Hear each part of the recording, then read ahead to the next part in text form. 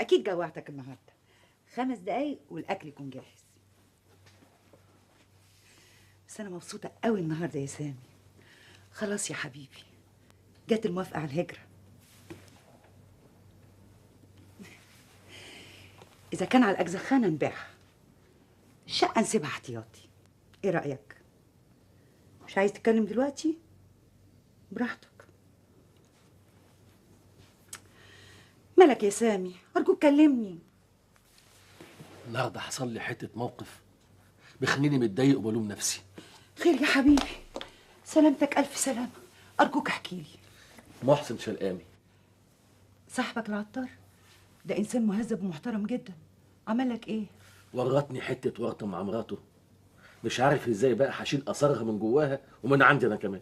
يا بامبي انت ليه مش عايزه تفهميني؟ ما تهدي كده وتفهمي الكلام اللي انا عايز اقوله. لا وايه، وطبختها في دقيقة واحدة انت وصاحبك بتاع الاجزخانة المتعلم. لولا ان ربنا بيحبني وكشفتكوا كنت هفضل على عماية مع راجل مستصغر نفسه وعمال يتنطط مع الستات في العربيات. الله الله الله الله، ما تعالي كده وتختاري الفاظك كويس.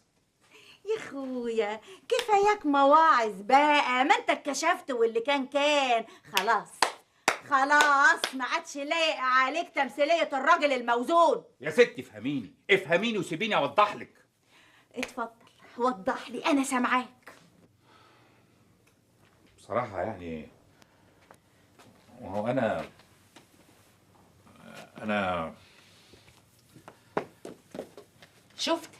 شفت عامل زي التلميذ الخايب ساعة الامتحان. ما انت هتقول ايه؟ مش عارف تنطق ولا كلمة بعد ما شفتك بعينيا وبعد ما بعتلي صاحبك اللي جه يكحلها عماها وكشف المستور وقلاعيبك.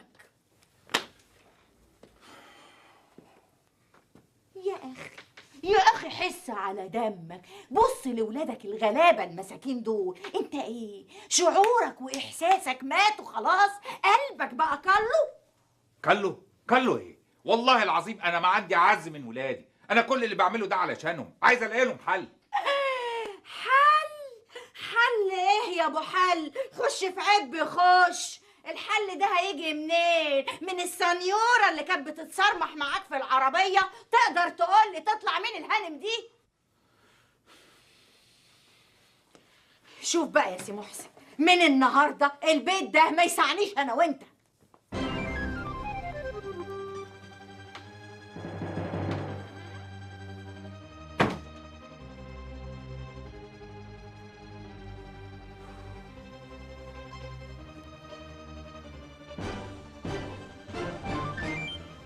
لو سمحت انا عايز احجز سويت، كبير صغير مش مهم، المهم يكون في غرفة استقبال. طيب انا هتصل بيك تاني كمان شوية. متشكر اوي.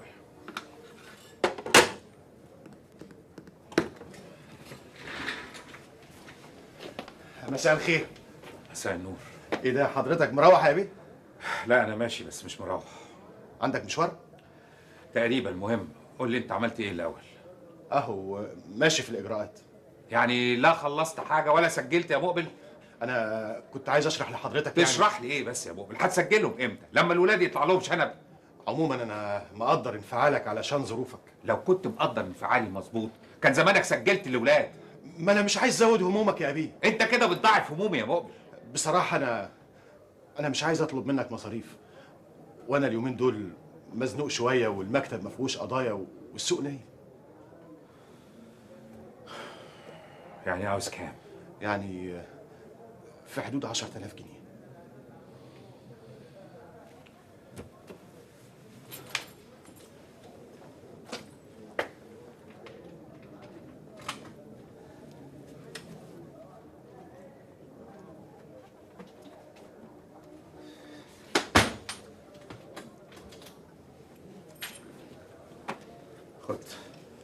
خد دول وبقى عدي على زعتر بكره خد الباقي. لا لا يا بيه ارجوك، زعتر لا. خلاص بقى عدي عليا في اللوكاندا. لوكاندا؟ لوكاندا ايه يا بيه؟ الحقيقه مش عارف انهي لوكاندا لغايه دلوقتي، لسه ما اكدوليش الحجز. طب لازمتها ايه اللوكاندا بس؟ بعدين يا مقبل بعدين. بقول لك ايه، اتصل بالوكاله بكره وهم هيقولوا لك انا قاعد في انهي لوكاندا. واضح بقى ان حضرتك مستعجل قوي. فعلا. بقول ايه، يبقى خلي ولادك يجوا يلعبوا مع ولادي. انت عارف انهم وحدانيين وظروفهم صعبه.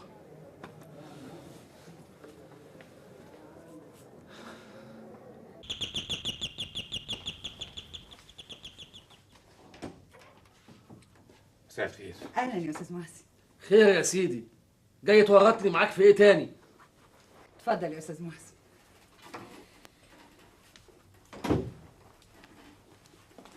اهلا وسهلا. اتفضل حضرتك. استاذن. لو سمحتي مدام فلورا، ممكن تحضرينا؟ فلورا بقى ملهاش دعوه بالموضوع ده. انا هعمل لكم شاي. لو سمحتي انا عايزك تسمعي كل كلمه هقولها. فلورا بقى ملهاش دعوه بحركات العيال بتاعتك دي. انا جاي عشان اشرح موقفي وحكايه انتوا ما تعرفوهاش، مع اننا اصدقاء عمر. انا كنت صديق لانسان متزن وعاقل تشرفني صداقته، لكن انت صغرتني وصغرت نفسك يا اخي. دي صداقه تورط وتاذي. يا سامي انا مش جاي هنا عشان انت تحكمني، انا جاي عشان اشرح موقفي واقول لك على حكايه اكيد غايبه عنك. قلت لك كله لاولادي، ما بقاش كمان الا اولاد عنبيه يلعبوا مع اولادي. انت ايه؟ قلبت عليها ولا ايه؟ مش كنتوا اصحاب؟ ايه؟ انا اصاحب دي؟ ولا عمرنا كنا اصحاب، دي ست بلدي واكيد تربيتها بيئه. ايه يا استاذ ما بتردش ليه؟ احنا مش اتفقنا نتعامل بهدوء شويه مع عنبيه؟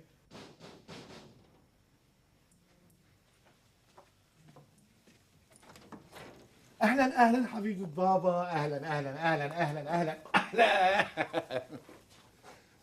ايه يا حبيبتي؟ عايزاني اجي انام معاكي؟ حاضر عينيا.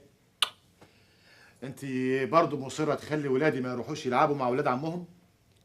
انت ناسي ان ولاد عمهم دول اولاد مش طبيعيين، مش عاديين.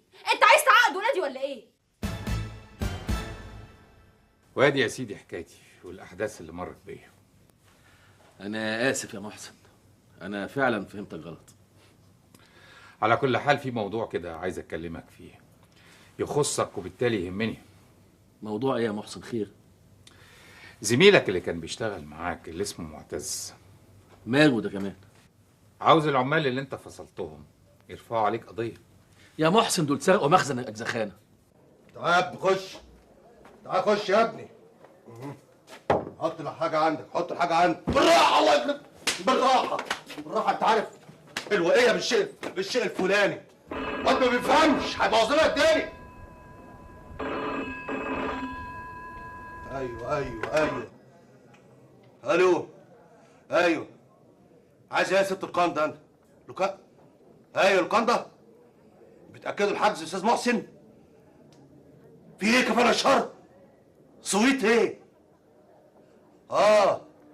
قصدك سويت يعني جناح كام بقى ان شاء الله؟ 915 الدور التاسع غرفة 15. ماشي ان شاء الله هنقول له. حاضر، مع الف سلامة.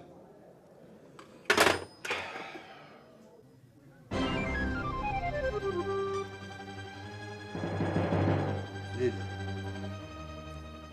اكيد نسيهم وهو طلع الفلوس من الخزنه. زعتر، لا وبعدين عيب، انت هترجع تاني؟ فوق يالا.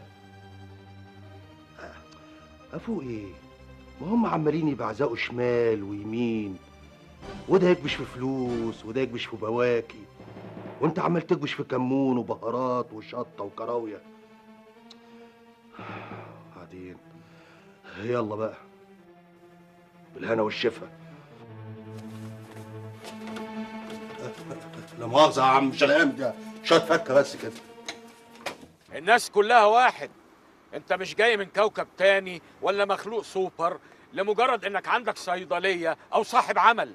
يا اخ معتز مش معقول الهجوم ده، انا جايبك عشان اصالحك على سامي، وبعدين يا اخي ده انتوا زملاء صيادله زي بعض. قول له يا سيدي عشان شغلني عنده هيستغلني.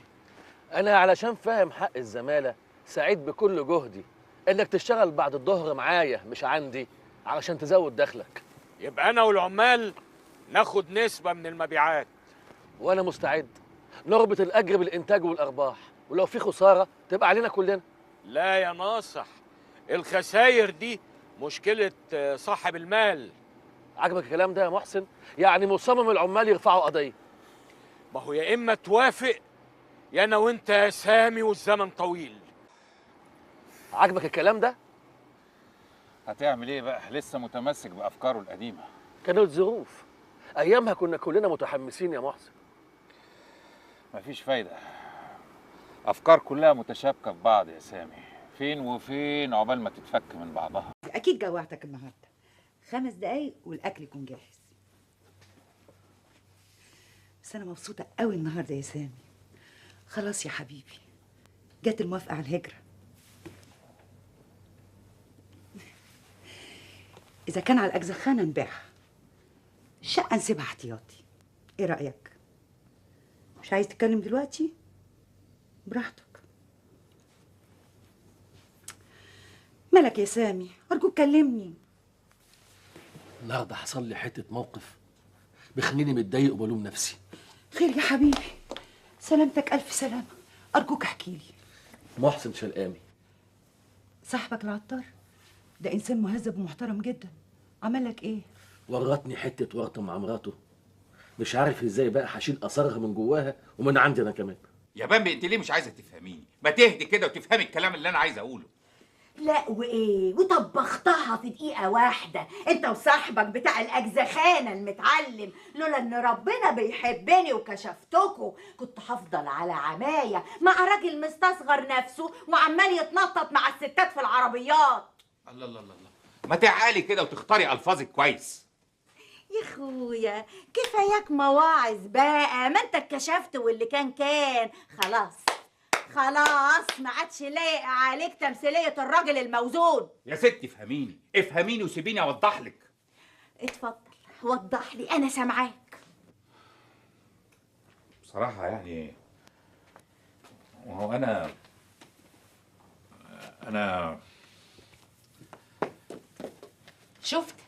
شفت عامل زي التلميذ الخايب ساعة الامتحان؟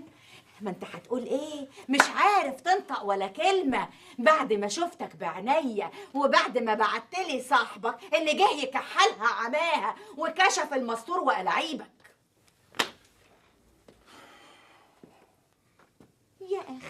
يا اخي حس على دمك، بص لولادك الغلابه المساكين دول. انت ايه شعورك واحساسك ماتوا خلاص؟ قلبك بقى كله ايه؟ والله العظيم انا ما عندي اعز من ولادي. انا كل اللي بعمله ده علشانهم، عايز الاقي لهم حل. حل ايه يا ابو حل؟ خش في عب خش. الحل ده هيجي منين؟ من السنيوره اللي كانت بتتصرمح معاك في العربيه؟ تقدر تقول لي تطلع مين الهانم دي؟ شوف بقى يا سي محسن، من النهارده البيت ده ما يسعنيش انا وانت.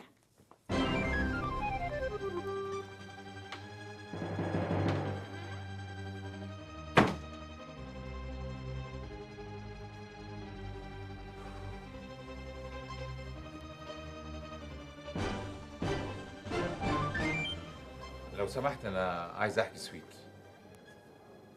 كبير صغير مش مهم، المهم يكون في غرفة استقبال. طيب انا هتصل بيك تاني كمان شوية. متشكر قوي.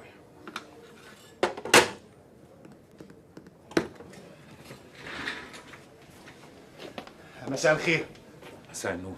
ايه ده حضرتك مروح يا بيه؟ لا انا ماشي بس مش مروح. عندك مشوار؟ تقريبا. المهم قول لي انت عملت ايه الاول؟ اهو ماشي في الاجراءات. يعني لا خلصت حاجه ولا سجلت يا مقبل؟ انا كنت عايز اشرح لحضرتك. تشرح لي ايه بس يا مقبل؟ هتسجلهم امتى؟ لما الولاد يطلع لهم شنب؟ عموما انا مقدر انفعالك علشان ظروفك. لو كنت مقدر انفعالي مظبوط كان زمانك سجلت الاولاد. ما انا مش عايز ازود همومك يا ابيه. انت كده بتضاعف همومي يا مقبل. بصراحه انا مش عايز اطلب منك مصاريف، وانا اليومين دول مزنوق شويه والمكتب ما فيهوش قضايا والسوق نايم. يعني عاوز كام؟ يعني في حدود 10,000 جنيه.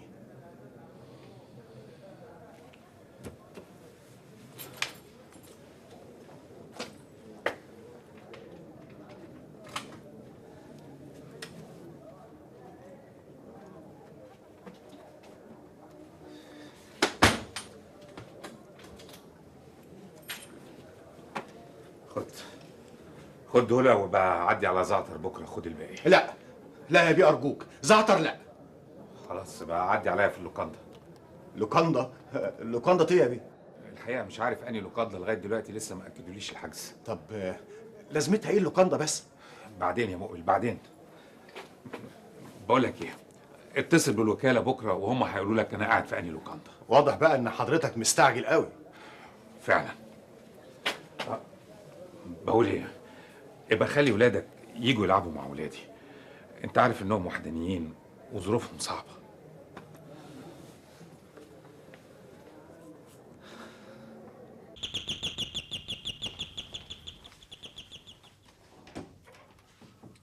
مساء الخير. اهلا يا استاذ محسن. خير يا سيدي، جاي تورطني معاك في ايه تاني؟ اتفضل يا استاذ محسن.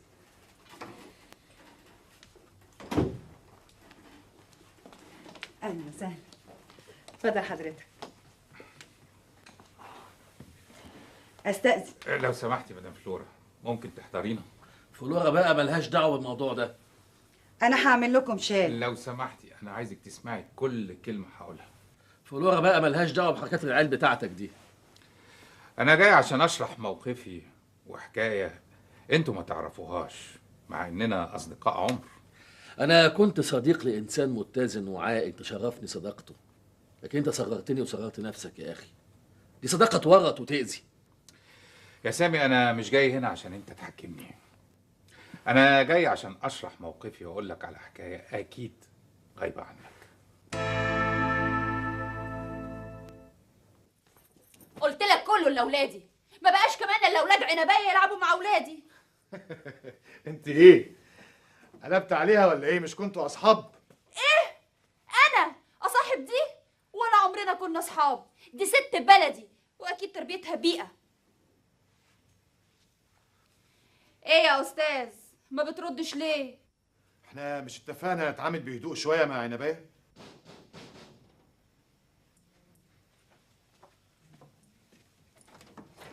اهلا اهلا حبيبه بابا، اهلا اهلا اهلا اهلا اهلا اهلا. ايه يا حبيبتي؟ عايزاني اجي انام معاكي؟ حاضر عينيا. انت برضه مصره تخلي ولادي ما يروحوش يلعبوا مع ولاد عمهم؟ انت ناسي ان ولاد عمهم دول اولاد مش طبيعيين، مش عاديين. انت عايز تعقد ولادي ولا ايه؟ وادي يا سيدي حكايتي والاحداث اللي مرت بيا. انا اسف يا محسن، انا فعلا فهمتك غلط. على كل حال في موضوع كده عايز اكلمك فيه، يخصك وبالتالي يهمني. موضوع ايه يا محسن؟ خير. زميلك اللي كان بيشتغل معاك اللي اسمه معتز، ماله ده كمان؟ عاوز العمال اللي انت فصلتهم يرفعوا عليك قضيه. يا محسن دول سرقوا مخزن الاجزخانه. تعال يا ابني خش، تعال خش يا ابني. حط الحاجة عندك، حط الحاجة عندك بالراحة. الله يخرب، بالراحة بالراحة. انت عارف الوقية بالشيء الفلاني، واد ما بيفهمش هيبوظ لنا الدنيا. ايوه الو، ايوه عايز ايه يا ست لوكاندا؟ انت لوكاندا؟ ايوه لوكاندا. بتاكدوا الحجز يا استاذ محسن؟ في ايه كفاله الشر؟ سويت ايه؟ قصدك سويت يعني جناح كام بقى ان شاء الله؟ 915 915 الدور التاسع غرفه 15. ماشي ان شاء الله هنقول له. حاضر مع الف سلامه.